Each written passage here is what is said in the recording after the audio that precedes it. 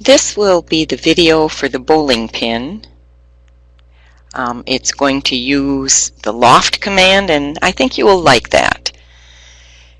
Let's see, first of all, I should set it up so it looks a little bit like your AutoCAD. Another thing I want to mention right at the beginning is when I go to File and New, I'm going to get a dialog box that looks like this.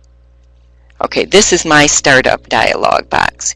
You may have a different startup dialog box if you've downloaded AutoCAD at home. If you've downloaded AutoCAD at home, your startup dialog box might look like this when you go to File and New. It might have a list of templates. Okay. The other startup dialog box is the one that you're going to see in all of the demonstrations I do. So if you'd like to set up yours the exact same at home, just make sure you're not in any command, and just anywhere, start typing the word startup, all one word, no spaces, and enter, and type a number 1 and enter. Okay? So now when I go to File and New, I get this dialog box, and then I just say OK. I'm going to begin the drawing of the bowling pin. Okay. One of the first things it says is to turn dynamic input off. Okay, dynamic input normally would be a button down in the status bar, but it's not showing up, but it's actually on, running in the background. So you have to go to this the very right bottom corner where there's 3 little lines that they call the hamburger, and if you click on that, you can see that dynamic input up here is not showing in your status bar. If I click on it, it has a check mark, and I just click out here anywhere in the screen to get rid of that list. And now I can come down to the status bar, and I can see that it is turned on. There's the word model, and then there are 2 icons and a little down arrow, and then right after that, if I hold my cursor over it, the little tooltip should come up that says dynamic input. I'm going to click on that button so that it's gray instead of blue, because we do not want that to be on. Okay. Then I'm going to start typing in all of those coordinates that you see in that list. I'm going to start at the bottom with the 0, 0, 0. They're all diameter circles, so that means I have to come up here and select the triangle under circle and select center diameter. Okay, first one, center point of 0, 0, 0, and enter. That's my center point. 0 in the X, 0 in the Y, 0 in the Z. And then a diameter of 1.75. Okay, well, it's down here in the corner, so I'm going to press my middle mouse wheel down and pan this thing up to where it's in the middle of the screen, to where you can see it. Okay. Now, the last button that I used is right up here on the top now. So diameter circle is on the top. I can get the button right here. I can't just hit an extra enter and go into repeat circle, because it'll go back to a radius circle. So I have to keep coming and getting diameter circle from the top. Next one is 0, 0, 0.5, enter for the center point, and 2 and enter for the diameter. Get another diameter circle. 0, 0, 3.5 and enter, and 3 and enter for the diameter, another diameter circle. Typing 0, 0, 6.5 and entering, and what is the diameter for that? 1 and enter. I don't see that one. I think maybe my cuff hit something here and did something weird. 0, 0, I'm doing that one again. 6.5, enter, and 1 and enter there. Aha, for the diameter. Okay, 2 more diameter circles. 0, 0, 8.5 and enter, and 1.5 and enter for the diameter, And the very last one, 0, 0, 9.5, and enter, with a diameter of 0.75, and enter. I don't think I got that one either. I think I have to move my cursor away from the ribbon when I'm doing that. So let's do that once more. 0, 0, 9.5, and enter, and 0.75, and enter. Yeah, I didn't get it, did I? There, now it's there. Okay. Actually, I think your instructions have you change to the southeast isometric and conceptual views before you even type all of those in. It wouldn't matter. You could type them in first if you wanted. It looks like they're all on the same plane, but they're actually not, because they all have a different Z value. So the instructions say to come up here in your drawing area to the upper left, and where it says top, you would click on that word and go and click on Southeast Isometric. Okay, now we can see that they all have different Z values, can't we? And where it says wireframe, you will click on that word and go to click on the word conceptual.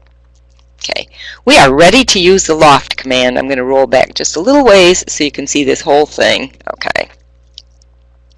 You can either type the word loft and enter, or you can go to the 3D modeling workspace. I'm going to take you to the 3D modeling workspace. Down here in the status bar, there's something that looks like a little gear. When I hold my cursor over it, it says workspace switching. I'm going to click on that, and I want to go to 3D modeling, not 3D basics, but 3D modeling. I'll click on 3D modeling, and my entire ribbon's going to change. I have my 3D tools up here now. Okay, can I make that a little bigger? Okay, I guess I can make it a smidge bigger. Okay, under extrude, if I select the little triangle under extrude, there's loft. Okay, loft is a nice, easy 3D tool to use. I just have to make sure that I pick them in order, so either from bottom to top or top to bottom. And when I do pick them, if I pick the first one on the left side, I have to make sure I pick them all on the left side, otherwise they'll twist. So I'm just clicking each circle on the left side as I go up. Starting to look like a bowling pin. And then enter twice, and the loft will be done. Pretty nice, right? Okay. The top is flat, so I'm going to zoom right in on the top here for you. We have to do something about the flat on the top. And we can use just the regular fillet command that we use in our 2D drawing. We have a much smaller modify panel in the 3D workspace. But here's fillet. And to do fillet on a solid, this is the sequence. You pick the edge of the circle, and then it asks for the radius, so you type 0.5 and enter.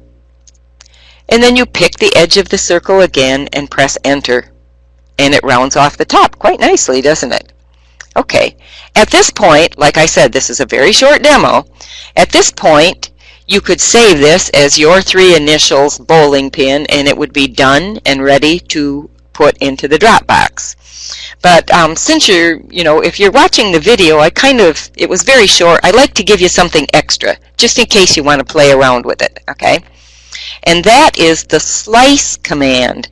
Up here in the solid editing panel, in the middle of those 9 commands is one with a little knife, and that's the slice command, okay? I want to look right flat at this bowling pin if I'm going to slice it.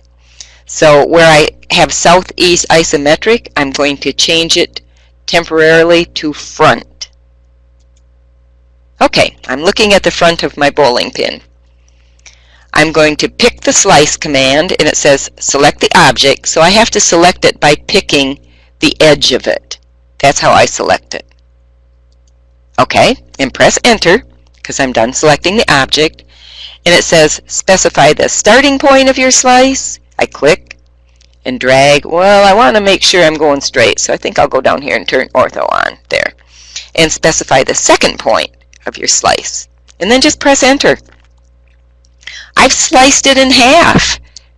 I have two different solids now, the top and the bottom. Okay? I'm going to put one more slice in it. I'm going to put another slice in the bottom. Select that as my solid and enter. Pick two spots for my slice and enter. Now I have three sections, here, here, and here. I'll bet you know what I'm going to do, because most bowling pins have stripes, don't they? I'm going to go to my layer properties, right here, layer properties.